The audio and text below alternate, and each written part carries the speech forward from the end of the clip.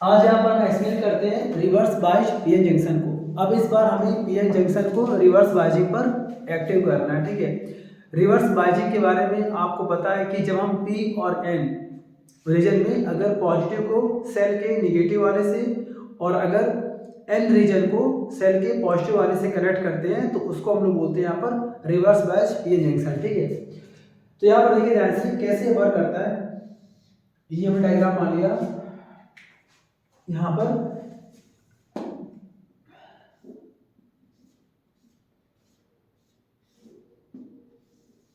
ये हमारे पास मान लीजिए पी जंक्शन है, ठीक है। ये पार्ट पी मान लिया हमने और ये पार्ट हमने मान लिया है, ठीक है। पी में होते हैं होल्स और ये यहाँ पर जो आपको दिख रहा है होल्स, इस होल्स को बोलते हैं मेजर चार्ज कैरियर्स। ज्यादा मात्रा में होते हैं, अधिक मात्रा में होते हैं होल्स, ठीक है ना। और इलेक्ट्रॉन्स यहाँ पर लेस क्वांटिटी में होते हैं, ठीक है। अच्छा, एन की बात करें, एन रीजन की, तो यहाँ पर होते हैं इलेक्ट्रॉन्स मेजर फॉर्म में, ज़्यादा मात्रा में, हाई क्वांटिटी में, ठीक है। और यहाँ पर जो होल्स होते हैं वो माइनर माने जाते हैं, ठीक है। ऐसे करके आपको बताया गया था, ठीक। और अगर ये रिवर्स पर है तो हमें यहाँ पर लगाना पड़ेगा ऐसे करके यहाँ पर सेल।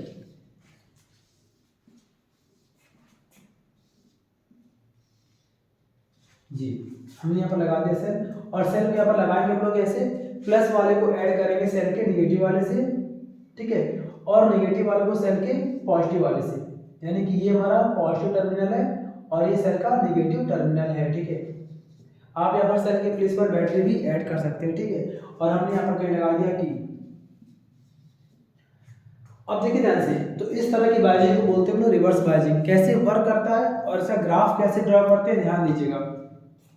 शुरुआत में आपको बताया गया था कि यहाँ पर क्या होगा, एक डिप्लीशन लेयर बन जाएगी। जैसे हम यहाँ पर ऐड करेंगे पी और एन को, तो हमें मान लें कि ये पूरा डिप्लीशन लेयर है। इसमें क्या होता है कि इलेक्ट्रॉन्स कहाँ चले जाते हैं, होल्स के अंदर। तो हमने मान लिया कि ये पूरा हमारा डिप्लीशन लेयर तैयार हो गया, ठीक है, ऐसे करके। और ये डिप्लीशन लेयर के अंदर क्या होता है, इस डिप्लीशन लेयर के अंदर कोई भी इलेक्ट्रॉन्स या कोई भी होल्स यहाँ पर नहीं होते हैं, ठीक।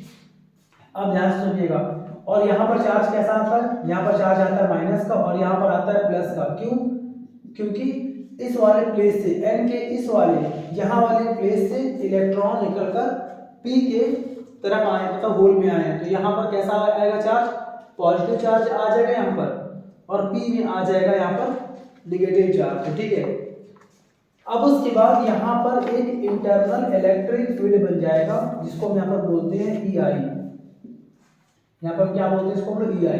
ई आई का मतलब इंटरनल इलेक्ट्रिक फील्ड बन जाएगा, ठीक है। ये कहानी रिवर्स में भी है और ये स्टोरी फॉरवर्ड में भी है। लेकिन देखिए रिवर्स में अब क्या होगा, जैसे हम यहाँ पर पी को ऐड कर देंगे सेल के निगेटिव वाले टर्मिनल से, तो पी रीजन हाईली निगेटिव हो जाएगा।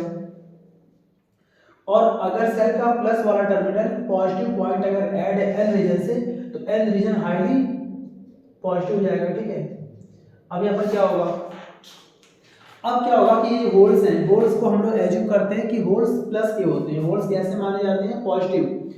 तो अगर होल अगर हमने मान लिया प्लस है और जो इलेक्ट्रॉन है वो हमने मान लिया माइनस है, तो इस केस में ध्यान दीजिएगा, ये अगर पूरे पॉजिटिव पार्टिकल्स एज्यूम कर ले तो ये पूरे पॉजिटिव पार्टिकल्स थोड़ा सा ना मूव करेंगे किस तरफ, जहां पर नेगेटिव प्लेट है। मतलब कि ये पूरा पुश करेगा ऐसे करके, होल्स ऐसे जाएंगे यहाँ पर। और अगर हम बात करें इलेक्ट्रॉन्स की, तो इलेक्ट्रॉन्स कहाँ जाएंगे, प्लस की ओर, यानी ऐसे करके। क्लियर ना। और दूसरी बात, अगर हम बात करें, ये तो इफेक्ट किसका है, ये जो इफेक्ट आप देख रहे हैं यहाँ पर कि एन और पी के जो इलेक्ट्रॉन्स हैं एन के, वो मूव हो रहे हैं प्लस वाले प्लेट की ओर। यहाँ पर दिख रहा है यहाँ पर डायरेक्शन, ठीक है, इस तरफ इलेक्ट्रॉन मूव हो रहे हैं और होल्स मूव हो रहे हैं माइनस वाले प्लेट की ओर, ठीक है। तो ये जो इफेक्ट आपको दिख रहा है, ये इफेक्ट है सेल का। एक और बात, इसके अंदर जो इंटरनल इलेक्ट्रिक फील्ड है, कहीं ना कहीं इसका भी काम यही है। क्योंकि आपको बताया था हमने कि जो इलेक्ट्रिक फील्ड होता है वो इलेक्ट्रॉन्स को अपने अगेंस्ट पुश करता है, और जो इलेक्ट्रिक फील्ड है वो चार्ज, अगर हम बात करें यहाँ पर किसकी, नेगेटिव वाले की, ठीक है ना, होल्स को, तो ये होल्स को यहाँ पर क्या करता है, अपने अलॉन्ग ले जाता है। मतलब कि इलेक्ट्रिक फील्ड भी पहले से ही इसकी, मतलब यहाँ पर कोशिश थी कि ये इलेक्ट्रॉन्स और होल्स आपस में कनेक्ट ना हो पाए। इलेक्ट्रॉन्स को पुश कर रहा था ऐसे करके ये इलेक्ट्रिक फील्ड, और होल्स को भी फॉरवर्ड अपने अलोंग ले जा रहा था। तो ये इलेक्ट्रिक फील्ड और जो यहाँ का जो इलेक्ट्रिक फील्ड है जिसको हम बोलते हैं यहाँ पर एक्सटर्नल इलेक्ट्रिक फील्ड। तो एक्सटर्नल इलेक्ट्रिक फील्ड, बाहर का इलेक्ट्रिक फील्ड और इंटरनल इलेक्ट्रिक फील्ड दोनों ही एक ही तरह काम कर रहे हैं, ठीक है। ये अगर आप ऐसे समझे यहाँ, तो यहाँ देखिए ऐसे करके इंटरनल भी ऐसे काम कर रहा है और एक्सटर्नल भी ऐसे काम कर रहा है, क्योंकि इलेक्ट्रिक फील्ड कैसे काम करता है, प्लस से माइनस की ओर। तो हर एक कॉन्सेप्ट में आपको यहाँ पर दिख रहा है कि इंटरनल और एक्सटर्नल दोनों यहाँ पर एक ही डायरेक्शन में है। तो यहाँ पर देखिए मैं नोट में लिख रहा हूँ, नोट में यहाँ पर कि जो इंटरनल है E I and E external, internal electric field in the depletion layer, ये पूरा हमारा डिप्लेशन लेयर बन गया, डिप्लेशन लेयर। वो इलेक्ट्रिक फील्ड और जो बाहर से लगाया हमने सेल का इलेक्ट्रिक फील्ड, दोनों ही यहाँ पर are in the same direction. इससे क्या हुआ, अगर यहाँ पर दोनों अगर एक ही डायरेक्शन में है तो इसका मतलब कि जो डिप्लेशन लेयर है उसकी जो थिकनेस है, जो उसकी रेंज है, जो उसकी चौड़ाई है, वो लगातार बढ़ती जाएगी, क्योंकि ये यहाँ पर ये एक्सटर्नल फील्ड अब ई इंटरनल को और बढ़ा देगा। तो ये आपका जो देखा डिप्लेशन लेयर, ये और हमारा लगातार आगे बढ़ता जाएगा, ये और चौड़ा हो गया और यहाँ पर ये और चौड़ा हो गया, समझे ना। मतलब डिप्लेशन लेयर की यहाँ पर विड्थ क्या होगी, इंक्रीज होगी। तो पहला पॉइंट यहाँ पर ये दिखा दिया, दूसरा यहाँ पर दिखा देंगे the width of depletion layer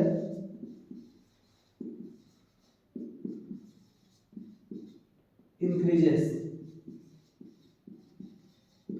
अगर डिप्लेशन लेयर की चौड़ाई और बढ़ जाएगी तो अब तो बिल्कुल मुश्किल हो गया ना कि इलेक्ट्रॉन होल में आके कनेक्ट हो पाए, पहले ही मतलब पॉसिबल नहीं था।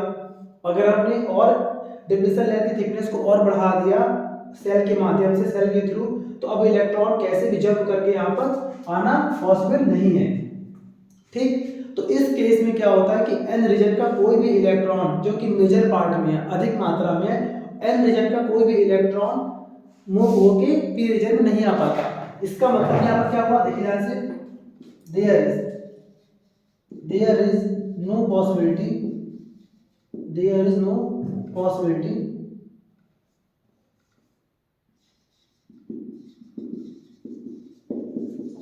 To jump major charge carrier from n reason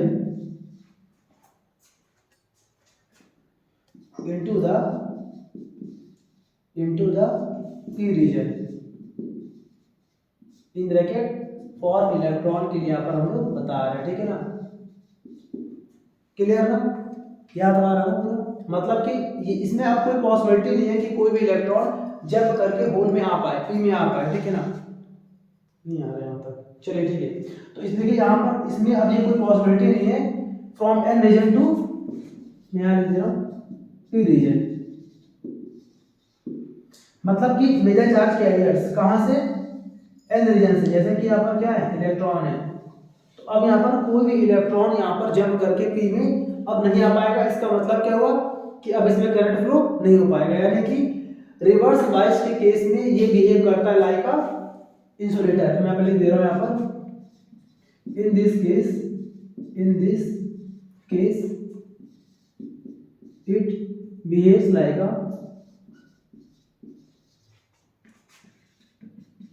like an insulator, clear ना, यानी कि इस केस में ये बिहेव कर रहा है एक इंसुलेटर की तरह, ठीक है। अब इसके बाद से यहाँ पर आपको मैं थोड़ा सा ड्रॉ करना पड़ेगा ग्राफ ड्रॉ करने से पहले आपको बता रहे एक और पॉइंट यहाँ पर ध्यान दीजिएगा, जिसे कि हम ग्राफ में अप्लाई करेंगे, ध्यान दीजिएगा है क्या, कौन सा पॉइंट है वो। एक बात सुनिए, पी में मेजर पार्ट में क्या है, अधिक मात्रा में क्या है, पी में होल्स है, ठीक, और एन में क्या है, मेजर पार्ट में इलेक्ट्रॉन्स है, ठीक। लेकिन पी में कुछ क्वांटिटी में अगर हम बात करें पी रीजन की, ध्यान दीजिएगा यहाँ पर, तो पी रीजन में माइनर फॉर्म में, माइनर चार्ज कैरियर की बात करें अगर हम यहाँ पर, माइनर चार्ज कैरियर उसके उस अकॉर्डिंग यहाँ पर इलेक्ट्रॉन्स है किसमें, पी में। और अगर हम बात करें यहाँ पर एन रीजन की बात करते हैं, तो एन रीजन में major part sorry minor part में माइनर चार्ज कैरियर के नाम पर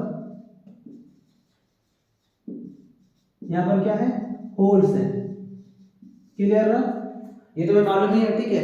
तो इसका मतलब ध्यान दीजिएगा यहाँ पर क्या है कि ये बात ठीक है कि अब मेजर चार्ज कैरियर एन से major charge carrier electrons move होके पी में नहीं आ पा रहे हैं, जिससे कि इलेक्ट्रॉन्स इस सर्किट में फ्लो नहीं हो पाएंगे। इसका मतलब यहाँ पर क्या हुआ कि यहाँ पर कोई भी करंट फ्लो नहीं हो रहा है। लेकिन अगर हम यहाँ पर बात करें माइनर की, तो पी में कुछ मात्रा में इलेक्ट्रॉन्स भी तो है ना जो कि माइनर फॉर्म में, जैसे कि मान लिया हमने 3, मान लिया हमने सपोज कि यहाँ पर 3 इलेक्ट्रॉन्स यहाँ पर है, 3 इलेक्ट्रॉन्स यहाँ पर है मान लीजिए, और यहाँ पर मान लिया हमने कि यहाँ पर 3 यहाँ पर होल्स पे दिख रहे हैं, मान लिया हमने यहाँ पर 3 होल्स हैं। ध्यान दीजिएगा, पर ये कैसे हैं, पर ये माइनर फॉर्म में बहुत ही कम क्वांटिटी में है, ठीक। तो जो इलेक्ट्रॉन्स हैं, ध्यान दीजिएगा, इलेक्ट्रॉन्स जो है यहाँ पर हमें क्या दिख रहा है आपको, माइनस दिख रहा है, ठीक है ना। तो जो इलेक्ट्रॉन्स है ना वो कुछ क्वांटिटी में मूव करके कहाँ चले जाएंगे, होल्स में। क्यों, क्योंकि देखिए ध्यान से, ये इलेक्ट्रिक फील्ड यहाँ पर क्या दिखा रहा है, ये इलेक्ट्रिक फील्ड क्या कर रहा है, इलेक्ट्रॉन्स को अपने अगेंस्ट पुश करता है, लेकिन होल जो है होल को तो अपने साथ ले जाएगा ना। तो ये इतना स्ट्रांग हो जाता है इलेक्ट्रिक फील्ड जब डिप्लीशन लेयर बढ़ जाती है। डिप्लीशन लेयर जब पहले यहाँ थी और बढ़ के यहाँ पर आ गई है, इंक्रीज हो गई है, तो ये होल को अपने तरफ ले जाती है और इलेक्ट्रॉन्स को अपने अगेंस्ट पुश करती है। तो उस केस में जो माइनर वाले हैं वो चले जाते हैं माइनर वाले होल्स में, मतलब माइनर फॉर्म में जो इलेक्ट्रॉन्स हैं वो मूव करके चले जाते हैं कहाँ पर, एन के माइनर वाले होल्स में। जैसे मान लिया हमने कि यहाँ पर 3 इलेक्ट्रॉन है, तो 3 इलेक्ट्रॉन जैसे जैसे हम इलेक्ट्रिक फील्ड बढ़ाते जाएंगे डिप्लीशन लेयर बढ़ता जाएगा, और उससे जो माइनर फॉर्म में इलेक्ट्रॉन्स है वो आसानी से कहाँ चले जाते हैं, होल्स में, और होल्स से थ्रू कहाँ चले जाते हैं, प्लस वाले प्लेट में, फिर वहां से मूव करते करते आ जाते हैं कहाँ पर, सेल के पॉजिटिव वाले में। जैसे वो सेल के पॉजिटिव वाले में आते हैं तो सेल के अंदर एक इलेक्ट्रॉन एक्स्ट्रा चला गया, आ गया, वो इलेक्ट्रॉन फिर से कर जाता है मूव, कहाँ पर आ जाता है, फिर से वो यहाँ पर पी वाले होल्स में। होल्स क्या करते हैं, उसको अपने अंदर एब्जॉर्ब कर लेते हैं। तो ऐसे करके पूरे सर्किट में लगातार क्या होता है, इलेक्ट्रॉन्स फ्लो हो रहा है। अच्छा, जो इलेक्ट्रॉन्स फ्लो हो रहे हैं, तो ऐसे अगर इलेक्ट्रॉन फ्लो हो रहा है, मान लिया हमने कि ऐसे यहाँ पर इलेक्ट्रॉन्स यहाँ पर फ्लो हो रहे हैं, ठीक है, कौन से, माइनर वाले, वो भी बहुत ही कम क्वांटिटी में, मान लिया हमने 3 इलेक्ट्रॉन। तो अगर इलेक्ट्रॉन ऐसे मूव करेंगे तो करंट कैसे फ्लो होगा, फिर करंट ऐसे फ्लो होगा। पता है आपको कि जिस तरफ इलेक्ट्रॉन फ्लो होते हैं उसके अगेंस्ट यहाँ पर करंट फ्लो होता है। लेकिन जो ये करंट दिख रहा है आपको, इस करंट को हम लोग मेजर करते हैं माइक्रो एम्पियर में। माइक्रो एम्पियर का मतलब, हमने, आपको याद है कि हमने फॉरवर्ड वाइज में स्केल जो लिया था ग्राफ में, वो लिया था मिली एम्पियर में, और ये माइक्रो है, 100 गुना और कम कर दीजिए आप, ठीक है ना, 1000 गुना। तो उसमें यहाँ पर क्या होगा, क्योंकि यहाँ पर जो करंट है वो बहुत ही कम क्वांटिटी में, क्योंकि जो करंट फ्लो हो रहा है वो कौन फ्लो कर रहा है, माइनर। और माइनर कितने होंगे, मान लिया आपने कि 1 लाख में 100, 1 लाख में 10, ऐसे करके यहाँ पर इलेक्ट्रॉन्स होंगे माइनर फॉर्म में, तो कितना ही करंट फ्लो कर पाएंगे। तो यहाँ पर जो याद रखिएगा, रिवर्स बायस में जो करंट फ्लो होता है वो माइक्रो स्केल में आता है। माइक्रो का मतलब बहुत ही कम क्वांटिटी में करंट फ्लो होता है, और फ्लो कौन करता है, माइनर चार्ज कैरियर्स, ठीक है ना। इसका हम थोड़ा सा यहाँ पर इस्तेमाल करेंगे ग्राफ में, इसको पहले कॉपी कर लीजिए। अब देखिए, अगर हम यहाँ पर बात करते हैं ग्राफ की, तो देखिए यहाँ पर ध्यान से देखिए, पहले कुछ यहाँ पर ले लेते हैं वैल्यू, कुछ यहाँ पर मान लिया हमने, यहाँ पर ऐसे करके हमने यहाँ पर ले लिया कुछ वैल्यू, मान लिया हमने यहाँ पर बी, यहाँ पर मान लिया हमने आई, ध्यान दीजिएगा। और यहाँ पर हमने मान लिया यहाँ पर पहले 1 वोल्ट, कितना लिया हमने, 1 वोल्ट। तो 1 वोल्ट में करंट मान लीजिए आ गया 1 माइक्रो एम्पियर। फिर हमने यहाँ पर लिया 2 वोल्ट, तो मान लीजिए यहाँ पर आ गया हमारा 2 माइक्रो एम्पियर। फिर हमने यहाँ पर लिया 3 वोल्ट, तो फिर यहाँ पर आ गया 3 माइक्रो एम्पियर। उसके बाद हमने लिया पर 4 वोल्ट, यहाँ पर बिल्कुल 3 माइक्रो एम्पियर पर ही करंट है। फिर हमने यहाँ पर ले लिया 5 वोल्ट, तभी यहाँ पर 3 माइक्रो एम्पियर है। फिर हमने यहाँ पर लिया 6 वोल्ट, यहाँ पर 3 माइक्रो एम्पियर है।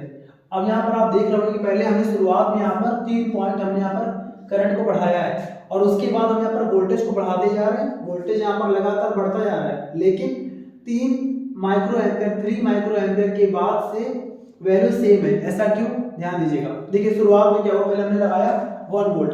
शुरुआत में हमने यहाँ पर एक्सटर्नल इलेक्ट्रिक फील्ड कितना अप्लाई कर दिया 1 वोल्ट के अकॉर्डिंग। तो ये डिप्लेशन लेयर थोड़ा सा बढ़ा, ठीक है ना। तो ये तो है कि डिप्लेशन लेयर पहले था और पहले से और बढ़ गया, तो n के कोई भी इलेक्ट्रॉन जंप करके p में नहीं आ पाए। लेकिन p के अंदर जो होल्स हैं उसके अलावा यहाँ पर माइनर फॉर्म में थोड़े से, मान लिया हमने तीन यहाँ पर इलेक्ट्रॉन्स तो है ना, तो पहले 1 वोल्ट में इलेक्ट्रॉन को पुश मिला तो वो कहाँ चलेगा n के होल में, तो थोड़ा सा यहाँ करंट फ्लो हुआ 1 माइक्रो एम्पियर, ठीक है। फिर हमने वोल्टेज और हमने बढ़ाया कितना 2 वोल्ट। जैसे हमने बढ़ाया 2 वोल्ट, थोड़ा सा और यहाँ पर इलेक्ट्रिक फील्ड एक्सपैंड हुआ, थोड़ा सा डिप्लेशन लेयर और बढ़ गया, तो यहाँ पर दूसरा इलेक्ट्रॉन भी चला गया, तो उसके अकॉर्डिंग यहाँ पर कितना हो गया 2 माइक्रो एम्पियर। फिर हमने थोड़ा सा और वोल्टेज बढ़ाया 3 वोल्ट किया, तो जो यहाँ पर तीसरा था लास्ट एकदम इलेक्ट्रॉन, वो भी यहाँ पर जंप करके चला गया n में। लेकिन मेजर जो चार्ज कैरियर है, जो मेन यहाँ पर मेजर फॉर्म में है इलेक्ट्रॉन्स n के, वो जंप करके यहाँ पर नहीं आ पाएंगे। लेकिन p के जो इलेक्ट्रॉन्स हैं वो इस इलेक्ट्रिक फील्ड के इन्फ्लुएंस से ये जंप करके कहाँ चले जाएंगे n के माइनर वाले होल में, तो यहाँ पर तीसरा वाला भी यहाँ पर चला गया। उसके बाद हमने 4 वोल्ट किया, तो अब क्या होगा कि 4 वोल्ट के बाद अब यहाँ पर माइनर है नहीं, यहाँ पर अब 3 ही इलेक्ट्रॉन थे और तीनों जंप करके वहां पर चले गए। तो जब यहाँ पर 3 इलेक्ट्रॉन वहां पर चले गए, तो अब हम यहाँ पर वोल्टेज बढ़ाते जा रहे हैं, लेकिन यहाँ पर इलेक्ट्रॉन है ही नहीं, तो यहाँ पर करंट उतना ही यहाँ पर फ्लो हो रहा है। हमने 5 वोल्ट किया तब भी यहाँ पर 3 माइक्रो एम्पियर, 6 किया तब भी वहां पर 3 माइक्रो एम्पियर। मतलब कहने का कि जो भी यहाँ पर 3 माइक्रो एम्पियर स्मॉल जो करंट यहाँ पर बना है वो इसके अंदर के 3 माइनर इलेक्ट्रॉन्स के कारण से बना हुआ है। मतलब शुरुआत में हल्की से यहाँ पर करंट फ्लो होती है, उसके बाद से करंट यहाँ पर क्या हो जाता है कांस्टेंट। देखिए ध्यान से यहाँ पर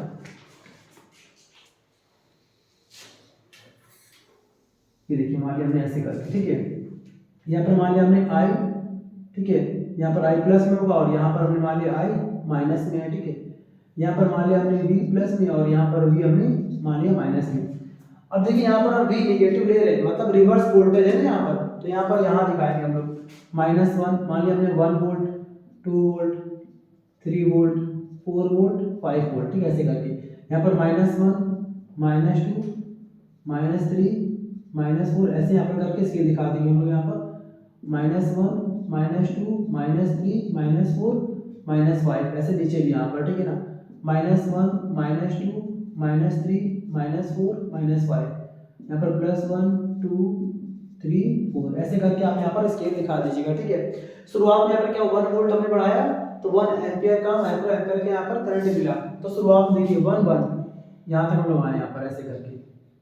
फिर हमने 2 बढ़ाया, मतलब कहने का शुरुआत में यहाँ तक देखिए 3 तक। कैसे शुरुआत में यहाँ पर हम लोग आएंगे, देखिए 1 दूसरे में 2 तो 2 में यहाँ पहुँच गए, तीसरे में यहाँ तक आ गए। जैसे हम लोग यहाँ पर आएंगे 3 तक, मान लिया हमने यहाँ तक 3 तक, ये पूरा मान लिया हमने 3 है और यहाँ पर पूरा, तो शुरुआत में 1 फिर 2 और मान लिया हमने यहाँ पर 3, यहाँ तक 3 माइक्रो एम्पियर के बाद से हम वोल्टेज यहाँ पर बढ़ाते जा रहे हैं, लेकिन करंट नहीं यहाँ पर बढ़ेगा, तो उसको ऐसे दिखा देंगे, ऐसे करके पैरेलल फॉर्म में, मतलब ऐसे करके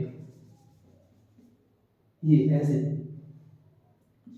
मतलब यहाँ पर क्या देखिए 3 वोल्ट के बाद यहाँ पर मान लिया, यहाँ पर सपोज यहाँ पर R3 आ रहा है, तो 3 वोल्ट के बाद देखिए यहाँ पर लगातार ये लाइन क्या दिखा रही है कि वोल्टेज बढ़ता जा रहा है, वोल्टेज लगातार इंक्रीज हो रहा है, लेकिन करंट वहां पर 3 पर ही करंट यहाँ पर स्टॉप हो गया, कांस्टेंट हो गया। तो यहाँ पर ये ग्राफ बनता है, ये ग्राफ किसका होता है रिवर्स बायस का, और जो पहले बताया था आपको वो ग्राफ होता है फॉरवर्ड बायस का।